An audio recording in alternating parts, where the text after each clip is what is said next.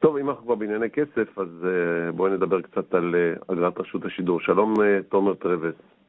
בוקר טוב חגי, בוקר טוב רינה. בוקר טוב. אתה יזם הייטק, אבל אנחנו מדברים איתך על העניין הזה שאתה מוביל מאבק לביטול תשלום אגרת רשות השידור. שאלה, מה נזכרת עכשיו? אנחנו כבר משלמים... הרבה שנים משלמים את הדבר הזה. התשובה היא מעולה. אני נזכרתי בזה אישית כי אני חיפשתי מאבק שבו נצליח להוכיח מחדש שהתארגנות אזרחית עדיין יכולה לשנות את המציאות בישראל, וזה מאבק... אני ממש לא אוהב לריב, אני הייתי שמח מאוד לחיות פה במצב יותר טוב, אבל אתה יודע, יש איזשהו ייאוש בציבור, כל פעם שמנסים לעשות מאבק, אומרים די, אז לא, אי אפשר לשנות כבר כלום במדינה. אמרנו, בוא ניקח מאבק אחד, מההתחלה עד הסוף. לא נראה לי שתצליח במאבק הזה. תשמעי, יש פה... כמה חתמו על העצומה ברשת? בוא נתחיל. תראי, זה התחיל מפוסט אחד קטן בבלוג, היום בעמוד שלנו יש כבר מעל 71,000 איש. זו כמות עצומה, תחשבי שבהפגנה אין דברים כאלה. לרדיו ללא הפסקה בפייסבוק יש שביעית מזה אולי. בסדר, אבל אף אחד לא אוהב לשלם, אתה יודע. אנחנו פשוט לא גובים אגרה. בדיוק, אתה יודע, זה נורא... תגיד, אבל מישהו ממקבלי ההחלטות התייחס למספר הזה?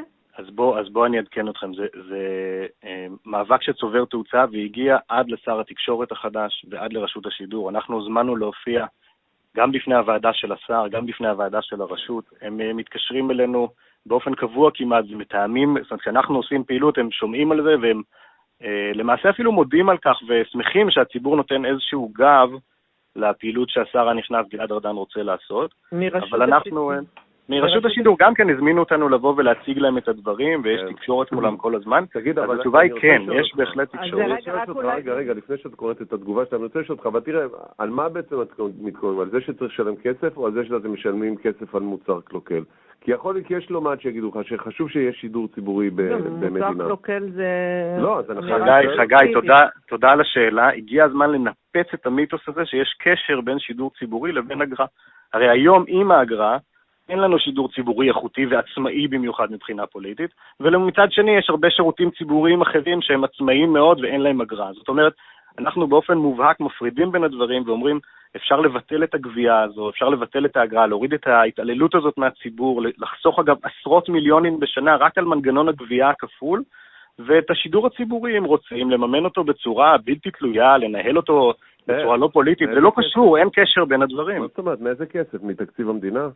בוודאי, אתה יודע שהיום התקציב... מה הרווחת? נגיד שיגיע כסף מתקציב המדינה, אתה יודע, זו ייגרע מדברים אחרים שהתקציב מממן. אתה משלם אותו בדרך אחרת.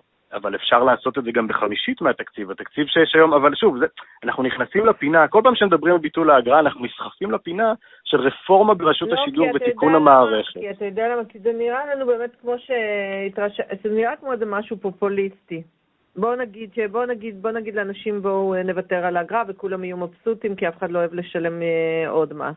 חוץ מזה אני נטול אינטרס פה. כל מה שאנחנו אומרים היום, 70,000 איש באים לשר ואומרים לו, תשמע, כולם יודעים שאתה הולך לשנות את רשות השידור, אז אין שום טעם להמשיך להטיל את הנטל הזה על הציבור, וגם אין טעם לעשות, רגע, זה מאוד חשוב. יש כל פעם נכנס שר, מקים ועדה, והתהליך הזה נמשך כבר איזה 20 שנה. אנחנו חושבים שלכל תהליך ציבורי צריך גם תאריך יעד הגיוני, ואמרנו, אוקיי, בואו נגמור את זה השנה, אל תוציאו את דרישת התשלום של שנת 2014, זה משהו מאוד ברור ומובהק. תודה לכם. ברשות השידור אומרים שלרשות אין הסמכות והרשות להתערב בהתארגנות כזו או אחרת, ובמידה ותתקבל החלטה לבטל את האגרה, אני מניח שתימצא חלופה למימון השידור הציבורי, כך אומר אבי כץ מהטלוויזיה, סמנכ"ל הגבייה.